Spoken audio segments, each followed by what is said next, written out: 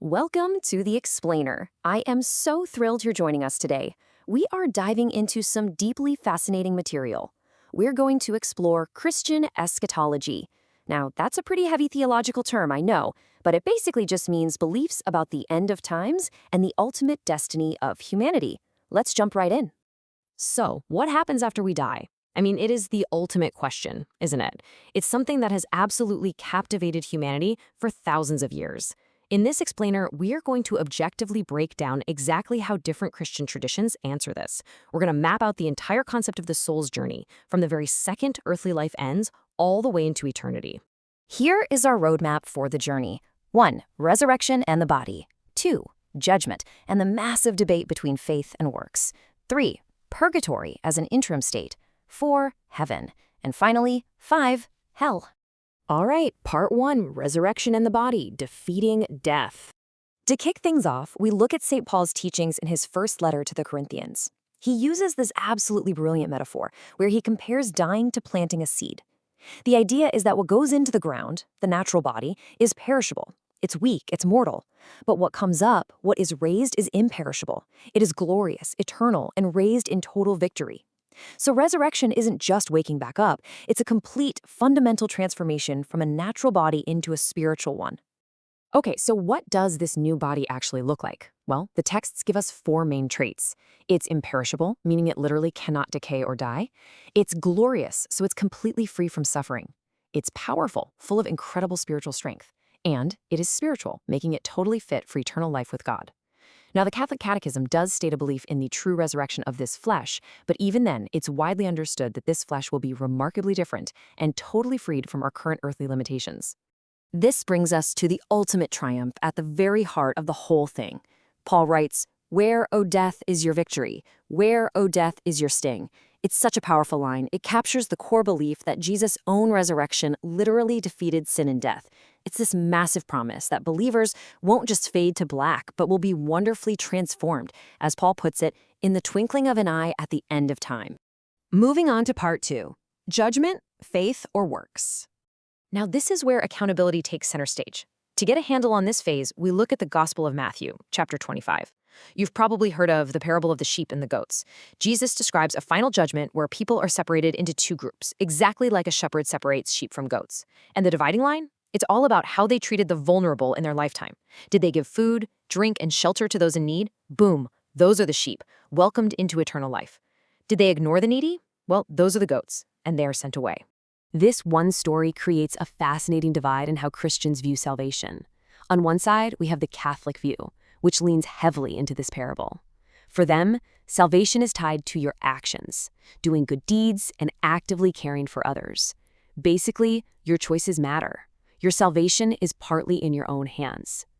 On the flip side, we have the Protestant view, especially emphasized by Calvinists, who believe in salvation through faith alone.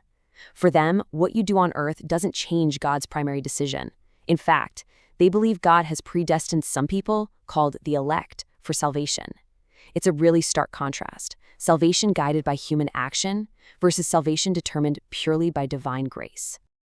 Next up, part 3, purgatory, the interim state. We're taking a bit of a Catholic detour here on the soul's journey.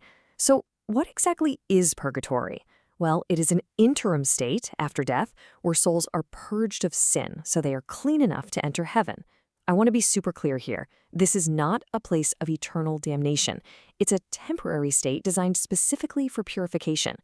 The thinking is that most souls just aren't completely spotless enough to walk straight into the absolute perfection of heaven the second they die. The journey here happens in steps. Step 1, earthly death.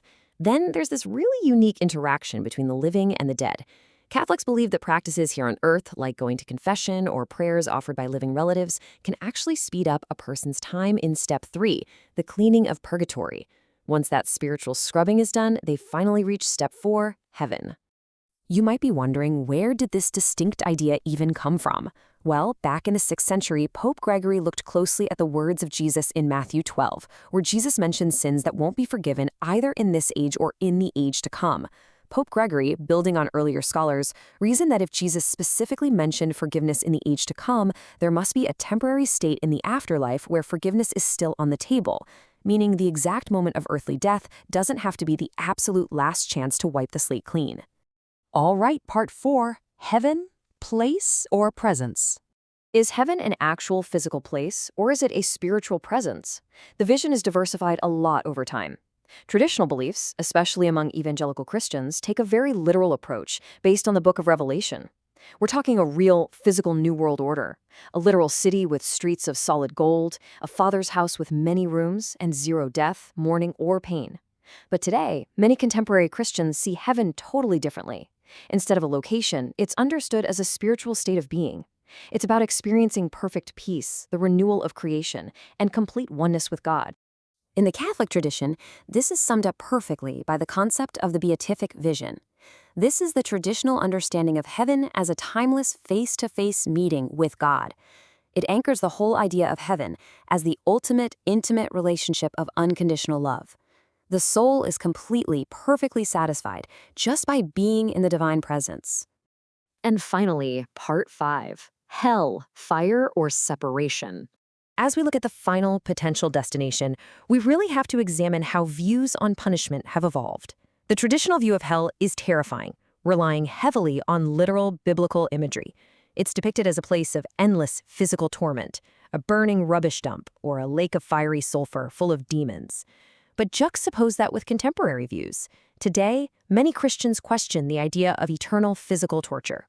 Instead, modern hell is viewed as a spiritual separation from God. It's a state defined by intense loneliness, isolation, and eternal regret. Because believers grapple so much with how a loving God could inflict eternal suffering, alternative views have naturally popped up. A major one is annihilationism. This is the belief that the souls of the wicked aren't tortured forever in some underground fire pit. Instead, they are simply completely destroyed. They just cease to exist altogether. Which brings us to a wildly fascinating take from Pope John Paul II back in 1999. He stated that hell is not a literal fiery pit at all.